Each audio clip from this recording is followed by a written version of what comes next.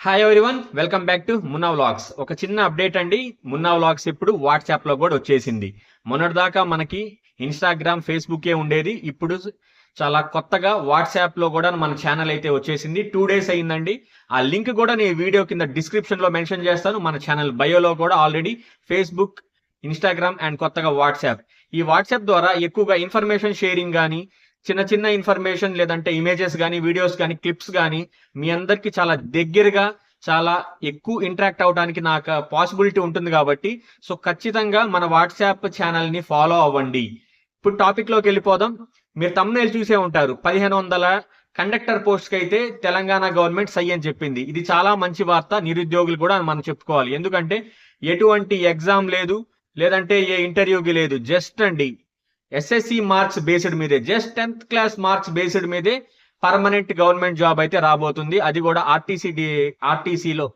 So ఈ 1500 పోస్టులు అనేవి చాలా ఏం తక్కువ కాదండి. ఎందుకంటే ప్రతి సంవత్సరం ఈ వ్యాకెన్సీస్ అరే అవుతున్నాయి. ఎందుకంటే ఈ రిటైర్మెంట్ అవుతున్నా కూడా వ్యాకెన్సీస్ అలాగే అవుతున్నాయి. ఎందుకంటే గత 12 ఏళ్ల నుంచి, అంటే స్టేట్ డివైడ్ అయినప్పటి నుంచి తెలంగాణ ఆర్టీసీలో అసలు కండక్టర్ పోస్టే తీసుకోలేదు.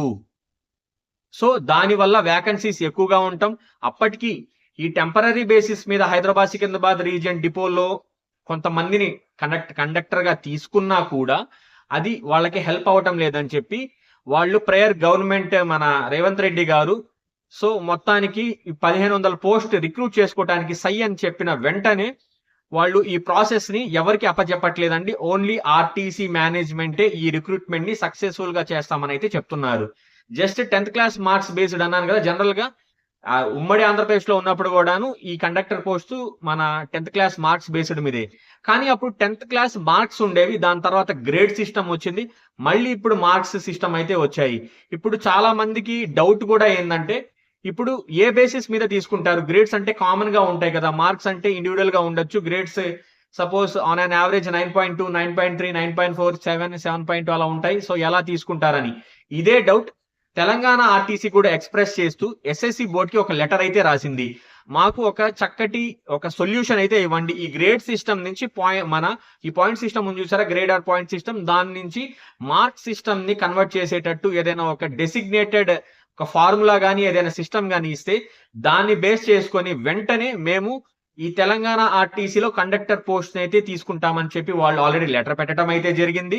ఈ లెటర్ కి రెస్పాన్స్ గా ఎంత తొందరగా గనక ఎస్ఎస్సి బోర్డు నుంచి తెలంగాణ ఆర్టీసీ గనక ఇన్ఫర్మేషన్ వస్తే దాన్ని కొంచెం కూడా లేట్ చేయకుండా వెంటనే ఆర్టీసీ కార్పొరేషన్ ఈ రిక్రూట్మెంట్ 1500 పోస్ట్ అండి చాలా సాఫీగా, చాలా జెన్యున్ గా చేస్తామని అయితే మనకి ఇన్ఫర్మేషన్ అయితే ఉంది.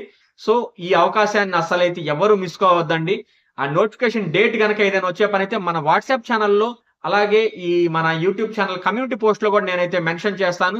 సో తెలంగాణ మిత్రులకి అలాగే ఈ నిరుద్యోగులకి చాలా బంపర్ ఆఫర్ అని చెప్పాలి. 1500 పోస్టులు just 10th class marks based మీద. ఇలాంటి మంచి మంచి అప్డేట్స్ మన ఛానల్ ఎప్పుడు ఉంటాయి. కొత్తగా మన ఛానల్కి వచ్చే పని అయితే సబ్స్క్రైబ్ చేయటం మాత్రం మర్చిపోవద్దు.